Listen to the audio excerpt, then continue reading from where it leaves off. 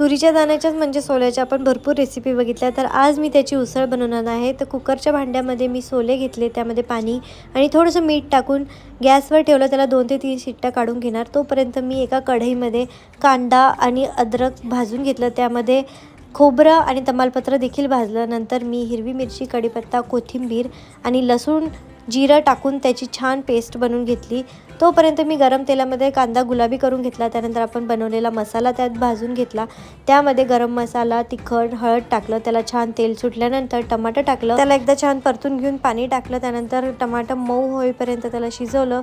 व्यवस्थित मसाला शिजल्यानंतर मी कुकर उघडला आणि एकदा तुरी शिजले आहेत का ते बघितलं, तर माझं जी कढई आहे ती थोडी छोटी झाली होती, म्हणून मी कुकरच्या भांड्यातच आपला मसाला टाकला, पाणी टाकलं आणि छान खदखद पाण्याला उकळी येऊ दिली। त्यामध्ये कोथिंबीर टाकला आणि आपली उसळ रेडी आहे। हिला तुम्ही नुसतं पण खाऊ शकतात आणि भातासोबत तर फारच टेस्टी लागते बुवा।